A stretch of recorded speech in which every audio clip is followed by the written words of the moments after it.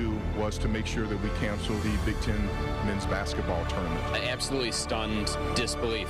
Couldn't believe it. There will be no March Madness this year. I'm missing, let me see here. What am I missing? Going home and cleaning out the garage, so it's... Welcome to a March to Glory unlike any other we've ever done in the history of this show. Traditionally, we would have welcomed you by saying Happy March, but with how the last week has transpired due to the COVID-19 virus and the cancellation of the NCAA tournament, it's not even fair to say that. March Sadness was coined for a reason. Who would have ever guessed that when the Spartans hung their third straight Big Ten title banner on March 8th, that would be the last time we'd see them step out onto the court for a game this season. What a year it was, too. Not only did the Spartans have to fight through a lot of adversity from a team standpoint, which we'll get to later in the show, but this year the Big Ten Conference was as competitive as it's ever been. Izzo even said at the beginning of the year that the regular season champ would end up with at least 5 or 6 losses, and it turned out to be true.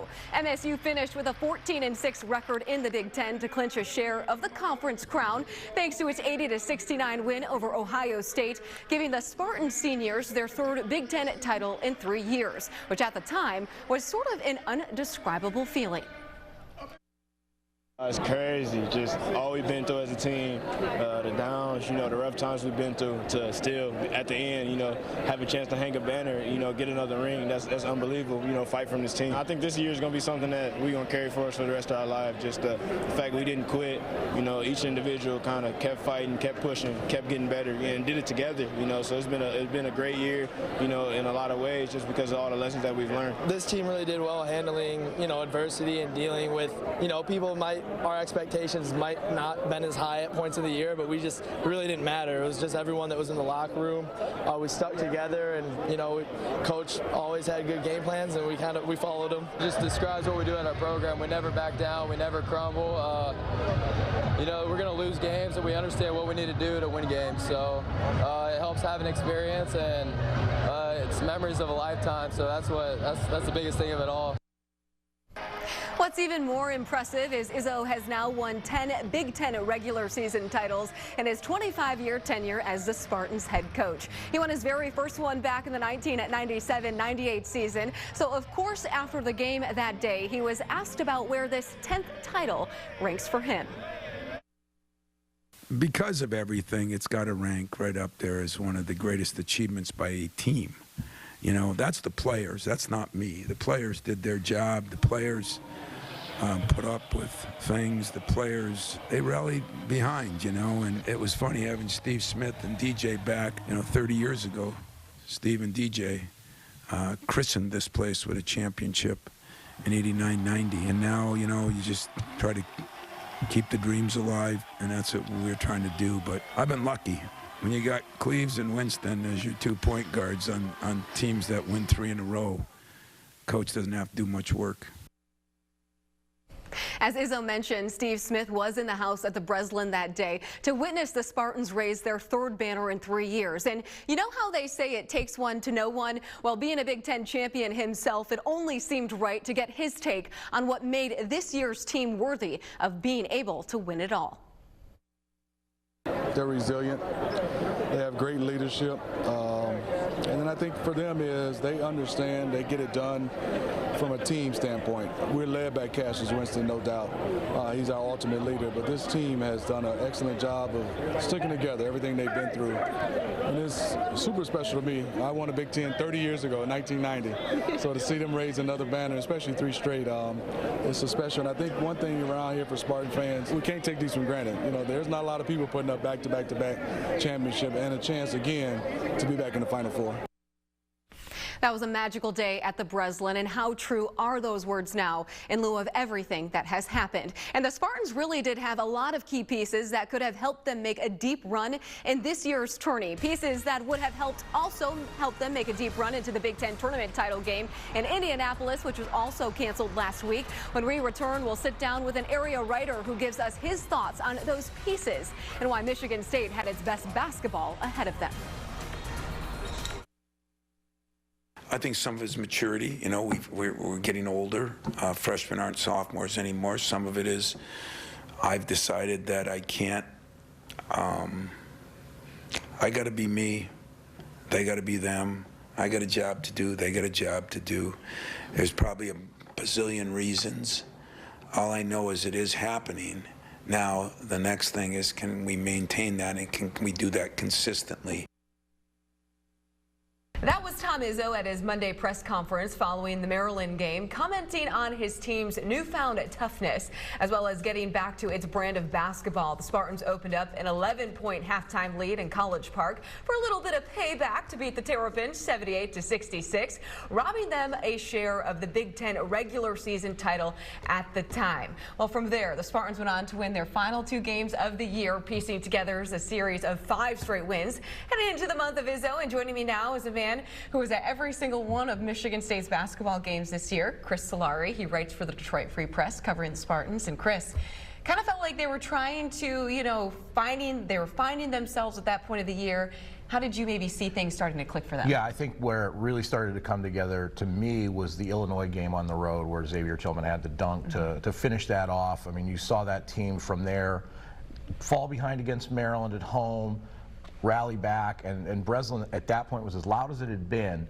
They lost that game, but eventually I think that gave them the willpower to get through those last 5 and knock off 4 ranked teams down the stretch that really get them the share of that title. If the tournament was to have, proceeded as business as usual, where did you think, or where did you maybe envision Michigan State going, and maybe the seeding and the bracket, and just maybe how that all would have played out? Yeah, the interesting thing to me would have been where guess, I think they played themselves into a solid 3 seed at minimum. I mean, you talk about those 5 wins down the stretch, starting with the Nebraska game. They beat Iowa, they beat Maryland, they beat Penn State, they beat Ohio State, all ranked teams. I mean, that bolstered their profile for the NCAA selection committee, and I think they were 7th in the final net rankings that ended up being the end net rankings. So you talk about maybe being on the cusp of a 2 seed, but I thought they were solidly a 3 seed, and they would have probably stayed close to home. I think Cleveland or St. Louis probably would have been their first round destinations. There's no telling how deep this team could have gone. I mean, they had the leader in Cassius Winston playing like Cassius Winston from a year ago. I watched the Big Ten championship game that was on St. Patrick's Day a year ago, and I saw a Cassius Winston in that game making baskets and driving to the bucket and doing things away from the play to set up his teammates that we started to see down the stretch again that kind of was missing in January. Yeah, you saw the joy come back a bit. Yeah, a lot of the joy, a lot of confidence too. I think that there was a definite swagger that Cassius Winston had when you saw him starting to shoot those threes, hit them, and before the ball's even on its way towards the rim, he's turning around and looking into the crowd, to his parents, inciting the fans, and then it splashed down. And sometimes Breslin got to an unlistenable din at that point. I want to ask you too then about Cassius and everything that he was able to go through this year.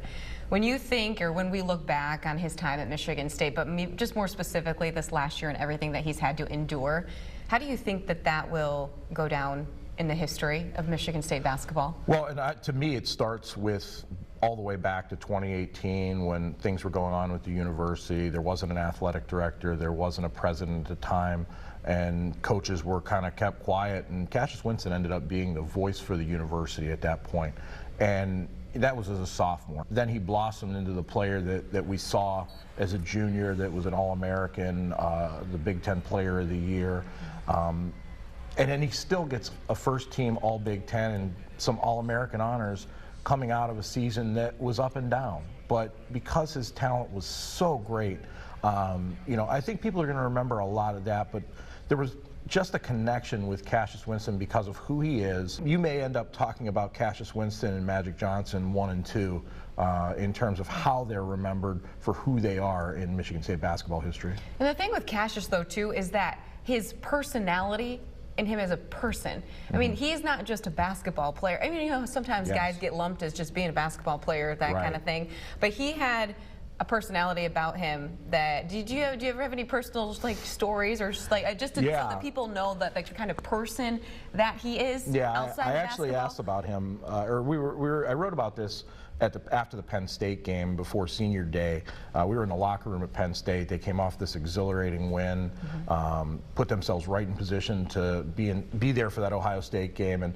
as we're gathering to get out of the locker room, he just goes, "Hey, how are your girls doing? I got 3 daughters." And he remembered that, and that's just who he is. There are things about him that were just special, well beyond the special kind of player he was. I mean, you watch him with the ball and how seamlessly and effortlessly he was able to maneuver his way around. He could do that in any facet of life, and it's kind of amazing. Season just done. Yeah. For him, Kyle Arns, Connor George, Joshua Langford, well, he had already been done, but seniors in general, with the NCAA allowing spring sport athletes to come back for another year of eligibility, what do you think that they're going to do with the winter athletes? Will they be able to come back? It's going to be very complex if they do try and grant some of those waivers. I mean, remember, there were a lot of programs that were done in the basketball side. There were a lot of other sports that were done competing. They were into the NCAA tournaments for a number of winter sports. What do you do about teams that didn't make them and seniors that didn't make them?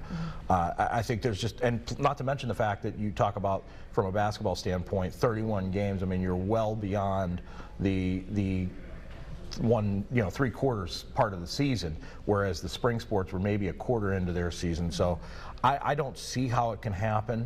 And then you've got guys like Cassius Winston who might want to just go on with their pro career even if it does happen. A lot of uncharted territory for a lot of people right now as we navigate a March without basketball.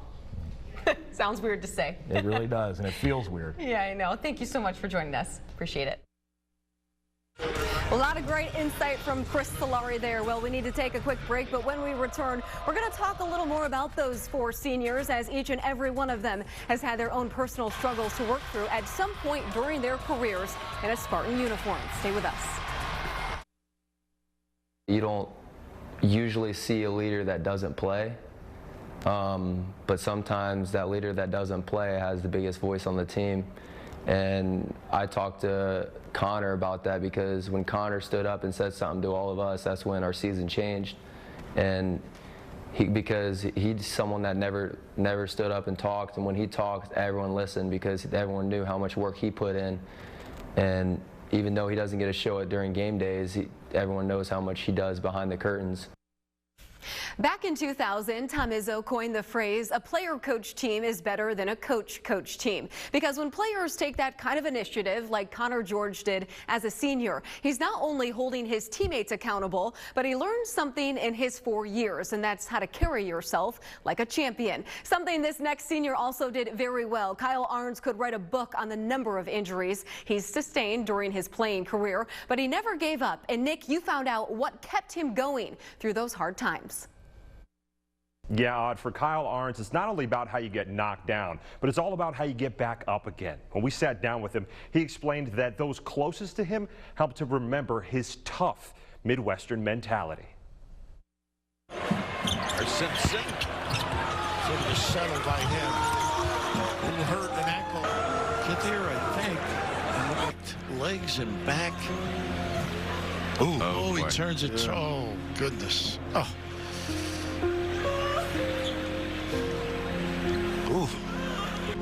In just a second, it just happens, and I thought I broke it. I told Coach, that's my career, I'm done. There's no way it's good to go.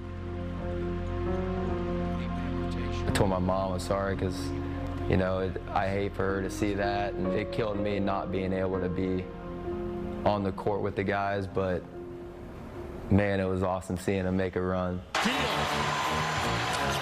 Tillman, the steal and the 2 for Michigan State the other way. It's the Big Ten. Is double teamed. Here's Henry. Duke's on a 21-5 tear, including 12 unanswered.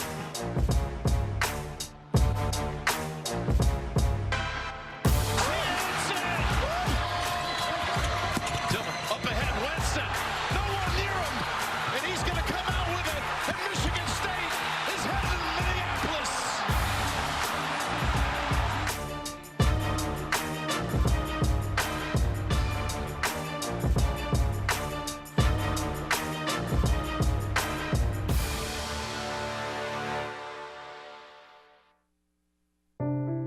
During the offseason, Kyle Arns did something he's been waiting a long time for. He and his high school girlfriend, Janelle, got married in July. She always has a smile on her face no matter what. There's not a bad day in her. And you know, when you have someone like that in your life, it truly just helps you out mentally, physically, everything. When it came to basketball, Janelle was there to sit down with Kyle and reassure him that he was stronger than any injury. She could see in his heart that he needed to return for one final season. She's always has my back no matter what, and I'm very thankful for her. The power of a wife's love. In the process of his recovery, Kyle learned more about basketball than he ever would have known by being not on the court. When you sit there and not playing, you really get to see it from a different perspective and see what the coaches truly talk about. Sometimes when you play and the coach is ripping you out and you're like, there's no way I did that, there's no way, and you're sitting there. When I see it, I'm like, yeah, you kind of did do exactly what he just said. You kind of get that perspective and you get to understand the game in that way, which is, it's a blessing in disguise. It all happens for a reason. I have such great teammates and family and my wife who surround me. They've been pushing me and motivating me all throughout the way just to keep the course. When it comes to contributing to the team, Kyle goes back to his support system for his style of play. Ever since I was young, my dad, he emphasized bringing energy to anything I did. I remember being in YMCA basketball, and he would be yelling at me for not going after the ball when it was rolling out of bounds and stuff like that. So he's instilled that in me since I was young. I've always had a knack for jumping after balls and going after loose balls and taking charges and bringing energies in ways that people don't think bring energy. You gotta love a guy that'll put everything on the line for you. And it was Kyle one night, I think, in the middle of a game when we weren't playing as good, and he just stood up and said, last year we played for all the seniors, and I'd like to play for Cassius and Josh, and I hope someone wants to play for me. And I felt it was one of those speeches that sometimes in locker rooms things change on a speech. Usually it's not the coach. It's usually a player, and that was one of those nights I'll always remember because I think it kind of changed the whole demeanor of our team. Nice look. Open. Arns. How about that? Side saddle. Pump fake. There's a lot of ups and a lot of downs, but the memories, they last a lifetime. Well, it's truly inspirational to see how someone can go from being done with basketball forever to not only come back and be a key contributor, but then to end his Spartan career as a three-time Big Ten champion. That takes a lot of heart and a lot of love. Yes, it does. Thank you, Nick. Well, when it comes to this next senior, there's no question he has the heart of a champion. And you better believe his number 5 jersey will someday join all the others hanging high in the Breslin Center rafters. He does leave MSU as one of the most decorated players in the program's history. His senior season was one full of highs and lows. And when you look back on the year, there are 2 games in particular that accurately describe this for Cassius Winston. Let's go back to November 10th. Michigan State hosted Binghamton, and Winston played in this game just hours after the death of his brother Zachary. And not only did he play, but he finished with a double-double, scoring 17 points and recording 11 assists. How he played that night, as well as the rest of the season, with all things considered, will be looked upon with admiration. But the Bres was his safe place, a source of comfort during that time. The second was the night he became the all-time assist leader in both the Big Ten and at MSU. It was January 17th against Wisconsin, and he surpassed former Spartan point guard Mateen Cleaves for the honor. And how could you forget how he did it? With one effortless lob to Xavier Tillman Sr., Winston got the job done, breaking a 20-year-old record set by Cleaves, who was in the house, as you saw, to witness it with his very own eyes, his 1,817th assist at the time. And if you think Cleaves was bitter about him breaking it, think again.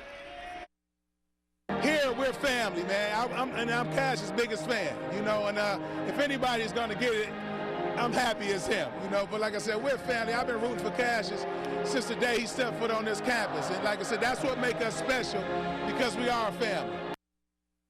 With the season now all said and done, Winston finishes his career at MSU with 890 assists, as well as a 103-36 record. 3 Big Ten championships and a Final Four appearance, and yet those are all numbers he could have bolstered with a couple of more games. All right, it's time for us to take another break, but when we return, we're moving on from the veterans to the freshies. You'll see how Malik Hall's resiliency in his life off the court has helped him flourish on it. Stay with us.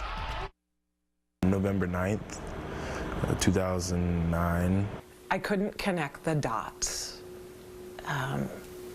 My husband was sharing something that happened when he was at work, and it made no sense to me. A couple moments when I realized like something that isn't normal was going on.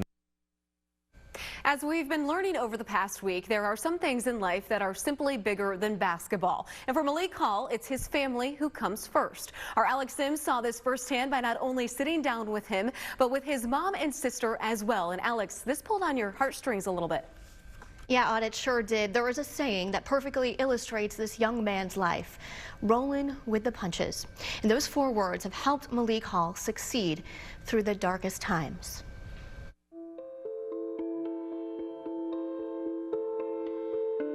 When he was born, his dad was still in college basketball. He'd been around it from day one. You know, the Fisher-Price hoop, he would be outside with the hoop lowered and trying to dunk it. You throw the ball up there so many times when you're younger and you're just like, it's never gonna go in. And then one day it goes in and it's just a great feeling. All of a sudden he was doing between the legs with a layup or behind the back and spinning the ball off his finger. My dad, he played in college and he coached after he was done, and he ran his own basketball training business.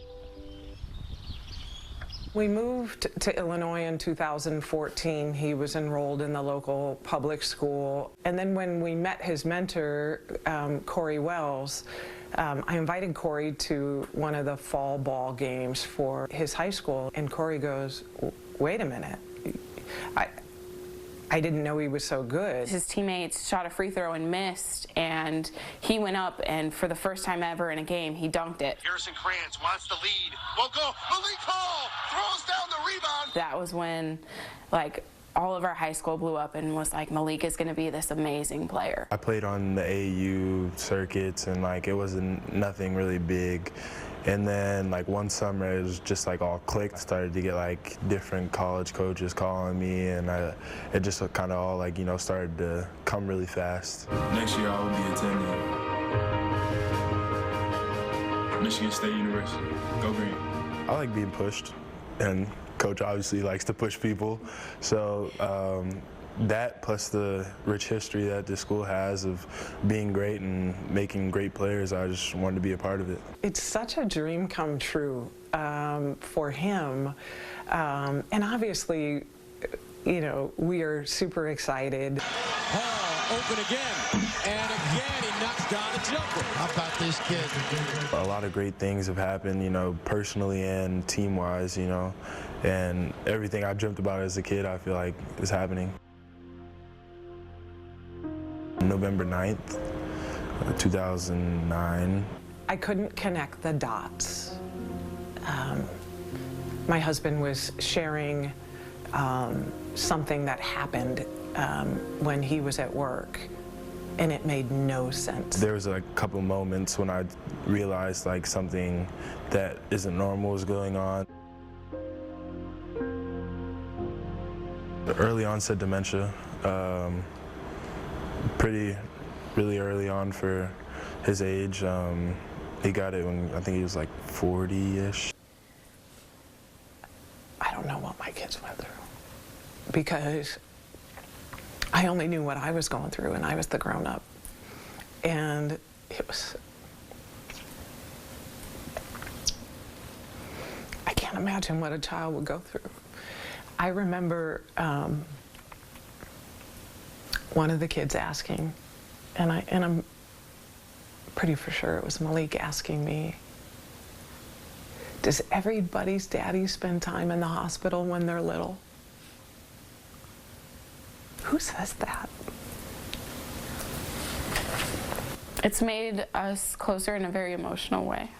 Malik called me at like 2 in the morning just to check on me, and he'll randomly text me at times in the middle of the night and tell me that he loves me. Along to go is like the responsibilities part of it. It's being able to be the man in the house and know that I have to look out for like my 2 favorite women. We called ourselves Team Hall because we knew we had to stick together. So I think what Malik is saying is, I want to captain Team Hall. I'm scared because I'm beginning to forget who he was before.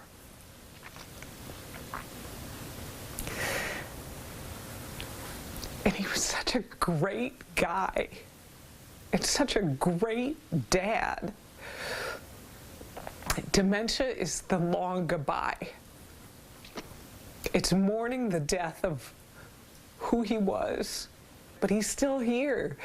And so it's about creating new memories with who he is. And so to the extent I can, I am gonna drag him to East Lansing as often as I can. You never know what anybody has going on unless you're that close with them. So just treating everyone with respect and kindness is just something that I feel like we're all called to do. I'm really proud. I'm really proud because it so easily could have gone a different direction. My daughter's going to graduate a semester early with a double degree. Malik is, you know, finding his way on the basketball court in one of the top conferences in the country. They are thriving. We're getting a bunch more, too. We know it doesn't end well, but the journey can be a good one.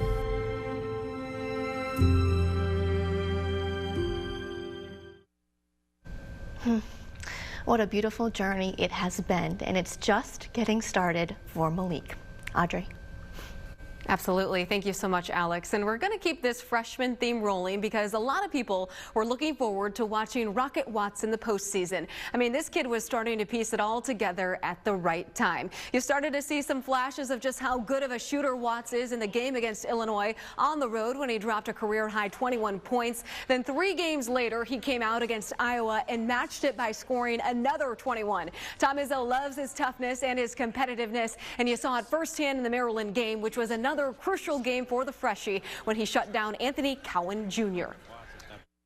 I think he brings some energy to the rest of our team and a little bit of toughness, you know, and that's what kids from Detroit, and I keep telling them, man, you got to represent, you know, Steve Smith will be disappointed, and you got to represent that place, and that's a blue-collar town, tough town, and he's a tough kid, and that's been a big part of it. You know, I'm just letting the game come to me, you know, try to stay aggressive, you know, don't take a lot of crazy shots and, you know, play defense. He always loves big matchups. He's a big-time player. Like you guys are going to see for these next years, he's a big-time player. He loves competition. He loves playing against the best. He's a guy who doesn't back down from anybody.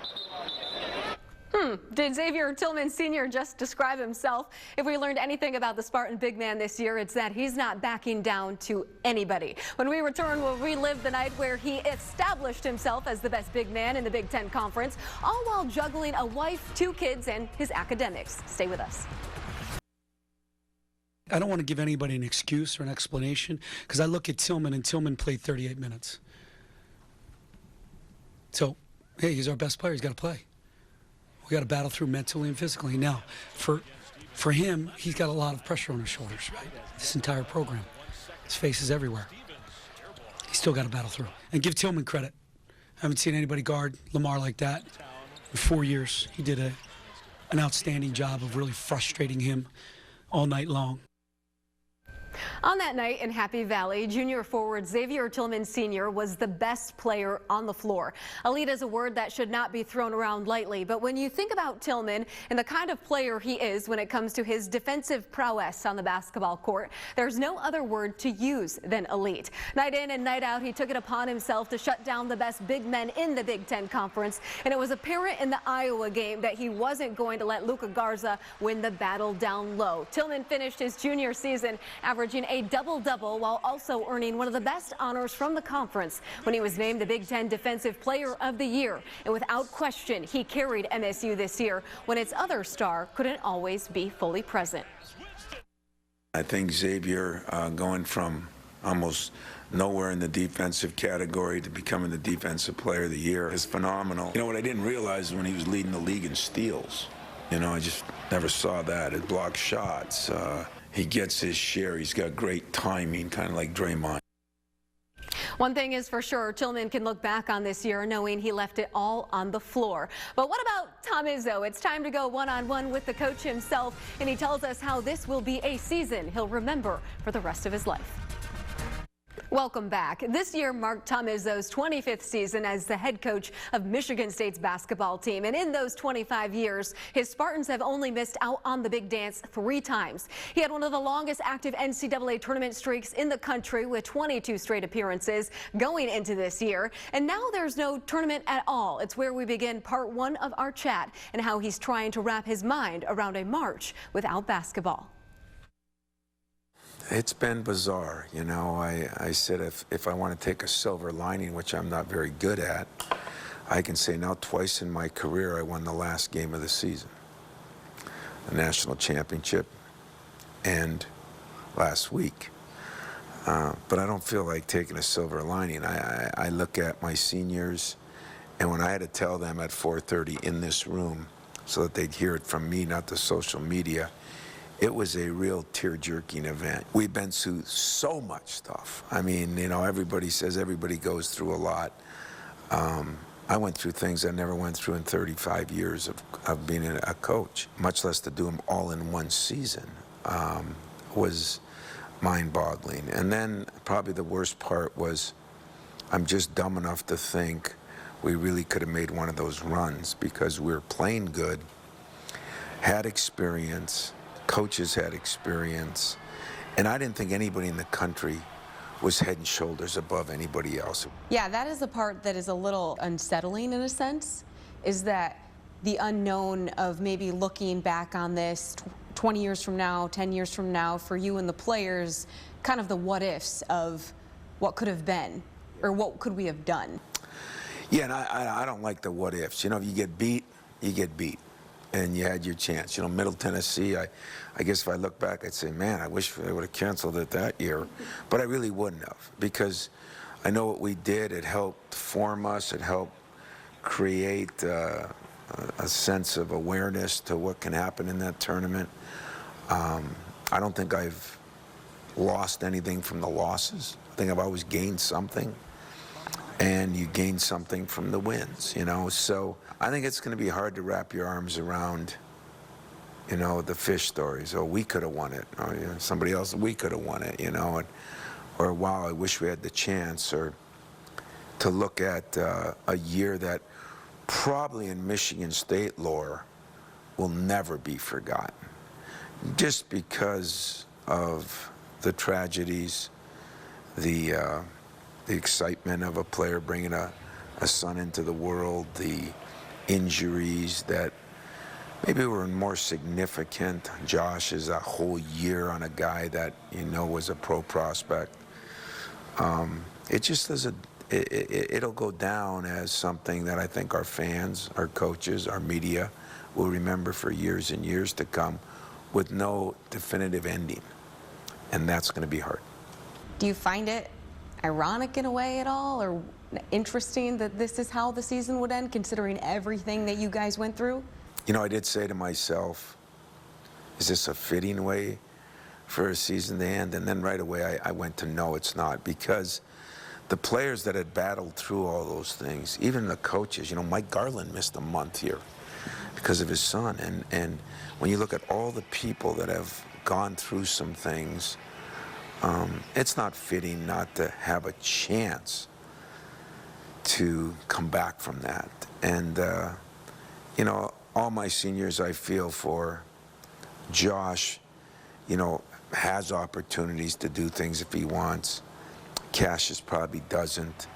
And to think what that kid went through, how he handled it, how he bounced back, you'd hope there would have been a chance. But I say all those things, and in the big picture, Audrey, that your health, people's health, from media to fans to players to coaches to workers,